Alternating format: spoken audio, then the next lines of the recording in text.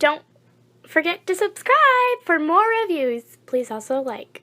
Thank you!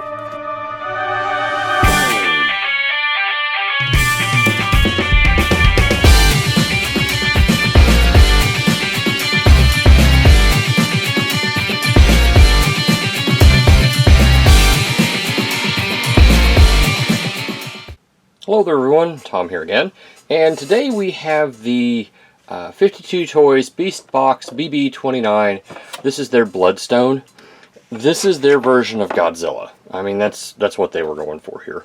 And apparently they've been around for 5 years, so bully for them.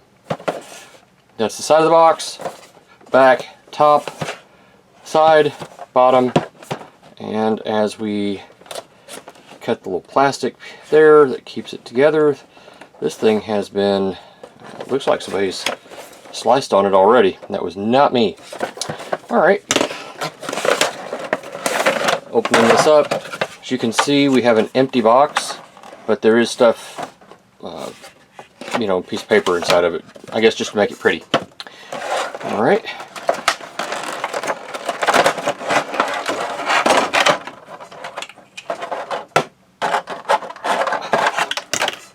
So there are 3 things that come in the packaging.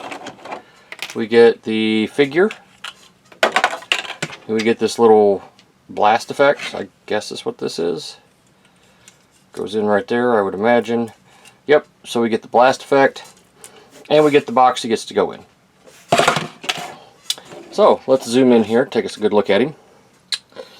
As you can see, he has lots of translucence. This is paint, silver paint. As you can see, I thought he had stuff on his back. He does. Stand by. Let me get these out here. And I guess this closes back. Alright. I'm not 100% sure if this is complete. I bet this comes out like this. Yeah, I'm betting, and here's his claws for his feet. I mean, you saw me pull it out of the box, so there's not any real surprises here. Alright, so this is what he looks like now. Yeah, this is definitely Godzilla. No, we didn't do Godzilla. Yes, we did. Yes, we did. Alright, just looking at him, I really like this little thing. Does it stand? I mean, you can make it stand. Let's see here. Articulation. The head can go up, down a little bit. You can move around left and right. Obviously, the jaw opens and closes, and it's got that little port there for the flame effect. The arms. Oh, and we got a little bit of wiggle right through here too. The arms can go up and down. They're on a ball peg, so if this was not in the way, they could go all the way around. Looks like you get a joint here and a joint at the hand, so what you would expect from a T-Rex or a Godzilla. Coming down, we have more translucence, and this moves up and down for reasons. This looks like it opens. It does. Maybe that's a transformation thing. Okay, we'll fight with that here in a few minutes. The tail, as I said, goes up and down. It'll move left and right. It's got a series of hinges. This will move up and down. No left or right here, but we do get, it looks like this should open, but it's not being very happy about it if it does. I'm not entirely sure this opens. It may just be for looks, because looking at it, I don't see any hinges or anything for it to open, so I don't think this opens. The legs are on ball joints with hinges, so they'll move in and out. As you can see, you can't get it up enough to where you can pee, but that's okay. It goes all the way around. Let's see, and you get hinges here and here for the feet. So yeah, that's kind of his articulation. He's not the most articulated thing ever was, but then again, look what it's doing to make a box. So I tell you what, why don't I go ahead and do scale comparisons, then we'll transform it and go into final thoughts.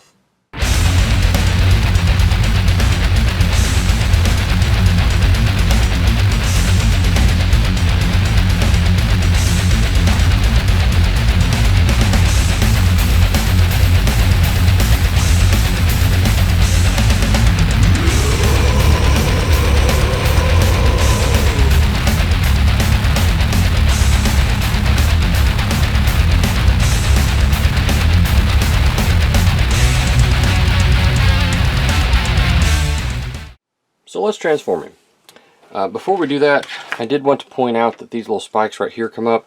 I don't think this will fit in here. I haven't really found any place to put this where it won't, you know, where it will store. So I guess it's just one of those accessories that you just kind of, I don't know, do something with. If you want to keep it somewhere, I don't know.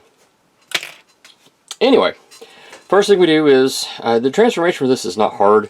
We're going to take the little hand here, rotate it around on that joint, bring it up, and just kind of attach it right here.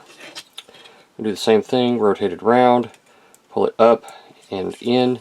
Now these are on a butterfly hinge, I don't know if I mentioned that, and they're going to peg into these little ports right here with, I don't know if you all can see it or not, but there's a peg hole right here. And that's just going to come around and just peg in right there, like that. So it comes up and it just pegs in when you get it lined up properly. Just like that. And so he's doing the whole putting the fists together thing right in front of his chest here. Next, we need to break the connection right here. So just open this up and that will free the head to separate. The head needs to be tucked in and kind of down. Alright, don't worry about anything else at this moment. Next, go ahead and open up this little cavity here, rotate these little spiky bits around, kind of like that, close it back up, and you can go ahead and open that if you want to. Rotate around. It only rotates one way, so you know you're doing it right if you can get it to rotate. Rotate that around, bring that back in, open this up. We can go ahead and close these up if we wish at this time, just to get them out of the way.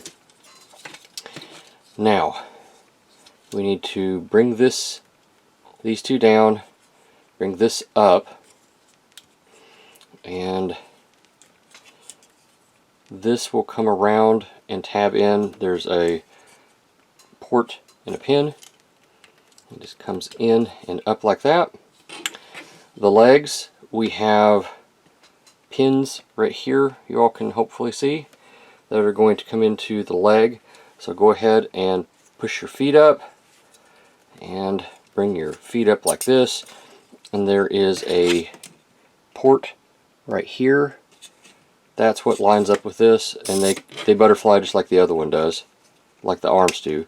The trick is just get it lined up properly and get it in here. It's not complicated, it's just you can't really see what you're doing.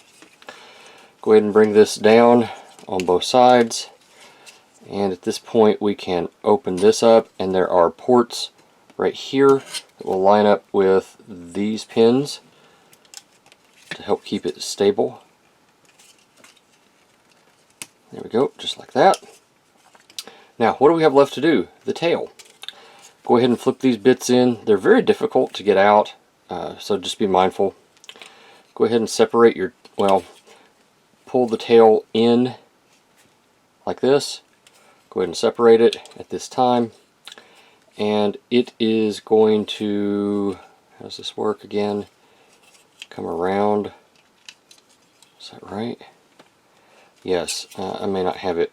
There we go. Okay. Comes in, and there's a port and a pin right here that will correspond to things right here, and it just plugs in. So just make sure this is rotated up enough, and this is pulled out. If it's pushed in, you won't be able to rotate it around this joint. Last thing you do, pull these back like that, and here's your cube. And it's the standard cube for this line. It's 2 inches by 2 inches by 2 inches. It does fit, although I may not have it completely tight enough for it to work exactly the way that it's supposed to, but it will fit in there, as you can see. Again, I don't really have a spot for this other than to just shove it in there and hope it'll stay. So I'm not sure really what to do with that. And the directions really don't give you a place to store this. At least if they do, I haven't found it. I mean, it's not something you can pull apart. And it's not something that just goes somewhere. At least, again, not that I can find. And the directions, again, don't tell me where to put this. So I must conclude that this does not have a home in the box anywhere. Yeah, but that's his transformation. Final thoughts-wise, let's talk about what negatives we can find on it. It's not the prettiest thing. The aesthetic is very, very specific to this line. They've really upped their game in the way that this thing operates and presents itself, but at the same time, having said that, there are going to be people that look at this thing and say, I don't like how it presents at all. And believe me, I get that. This is not your traditional Godzilla. It's not a Zord. It doesn't look like Mechagodzilla. It's its own thing. They've done their own thing, and I kind of like that. The playability, it's got, it moves well enough. It's got the articulation you would expect for something that turns into a box. The materials don't feel like they're going to break or anything, although, as always, you know, be cautious of the translucent when you're messing with it. It's got paint where it needs to. It's got, because that's beautiful silver paint right there. And little red accents here and there. Just, they bring out the figure, and it shows that they cared about this. So, yeah. The cost of it, if I remember right, I think this was 25 bucks, maybe been 30. I don't remember exactly. But considering what we pay nowadays for a Legends figure, this is right where it should be, I think. And finally, if this was my first Beast box, would I buy another? Yeah. I mean, aside from the hollow bit you can see right through it, you know, this thing's pretty good. I like it quite a bit. Considering what it is, its own limitations, how it scales with things like the combiners. This is not Grimlock. This is not a Beast box version of Grimlock. This is supposed to be Godzilla. If they were doing Grimlock, he wouldn't have all these spiky bits on him. But he does. So, yeah. He makes a passable Grimlock, definitely conversation piece. So, if this was my first one, I'd definitely buy more. Anyway, this is Tom. Thanks for watching. I'll see you at the next review. Thank you for watching my Papa's channel. Please subscribe and like. Thank you.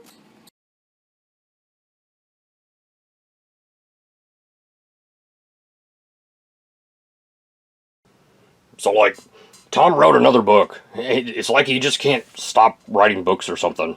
I don't understand. But he wrote another one. It's called The Jin Chronicles Volume 2, Pain and Hope. Go read it. It's available on Amazon. Yeah, that's all I got to say. This was a paid promotion. Wah!